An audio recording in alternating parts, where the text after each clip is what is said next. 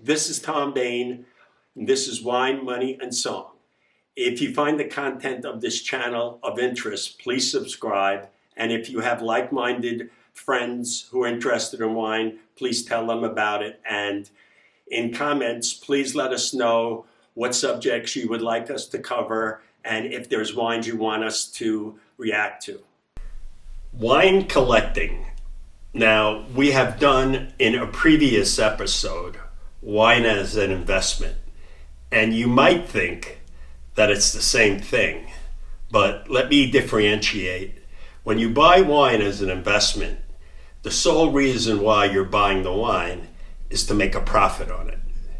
You're buying it at a certain cost with the hope that the wine in the future will go up in price. While wine collecting is very different, and people might think it's similar. It is, but you collect things because of pride of ownership, that you love to own these things. I could draw a parallel with fine wine, with fine art. To collect art, you really need to have an understanding and experience with art to understand it, what the differences are in technique, the artist himself, the story behind the story. And in wine, it's very similar. You have to do homework. You have to learn what it takes to make wine and why one wine stands out from another. So as far as wine collecting goes, now, there's nothing wrong with buying a wine and it goes up in price.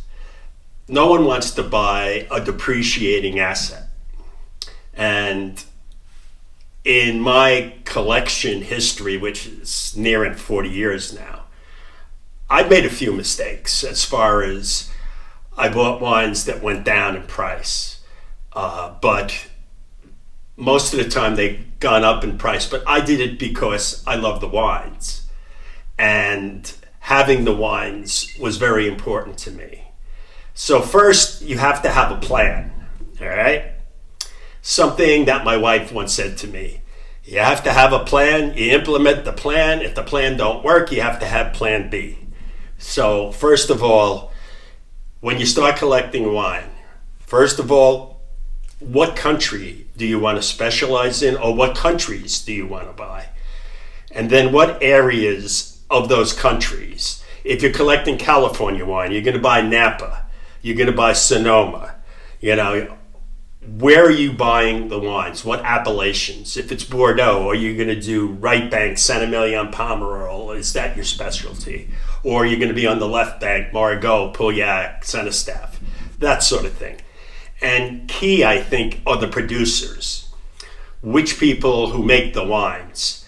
Key producers in making wine make all the difference in the world. You can have an estate making wine right here, and the adjacent vineyard is like 1/10 of the price. And you would think they have similar soil, the wine should be similar, but that producer next to him is 10 times the value. So you have to be cognizant of that. And also vintage is very important.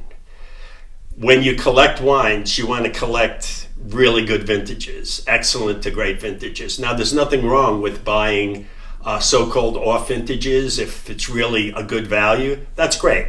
You can do that. But generally, you go for the great vintages.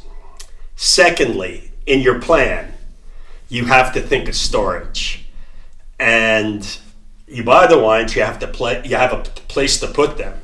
Now, is it in your cellar? Do you have a dedicated wine cellar, a room that you box off and you insulate, you refrigerate? Or do you have storage away from your home in a storage facility, which costs money? That's part of the plan. And then, very important, how much do you spend? That's key. Now, I know people who spend hundreds of thousands of dollars a year buying wine. And other people, me, I've never spent that much ever. But I always went it piecemeal. I I never threw a lot of money at wine, except for one vintage, the 1995 Bordeaux's. I had an opportunity to buy something. I knew the prices were going up by 50%, so I borrowed some money and I bought like 85 cases of classified Bordeaux's in 1995, and it was a good, it was a good decision. And also next, the quantities you buy. You're saying, well, I have all this money, I'll just buy a case of this, 2 cases of that, but I think if you're starting out especially, you should start small as far as quantities. Buy 3 bottles of 4 items instead of buying 12 bottles of one, because you get bigger breadth. And you could always add to that later on. So that's a key thing that I think people should really consider. If you buy cases, 12 bottles is a lot of wines to drink over a period of time. Now, I've drank cases of wine over my period of time, and I've been doing it for decades and decades, but most people are not going to drink a whole case of something. Also, the sizes you buy. What do you mean sizes? Well, there's half bottles, 375 milliliter, regular bottles, which is 750 milliliters, and then you have 1.5 liters, and then you have 3 liters.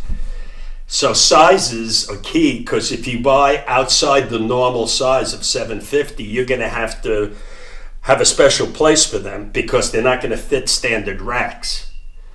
And I know I have a rack just for 1.5 liters. And you have to think about that. And if you have really what I call the mega bombs, the Jera bombs and stuff like that, they have to be put off in a corner or something. They're huge bottles, they don't fit anywhere. So keep that in mind. Now, what are the common mistakes in wine collecting? The major one, and I've done this, and it's when you make a cellar for yourself.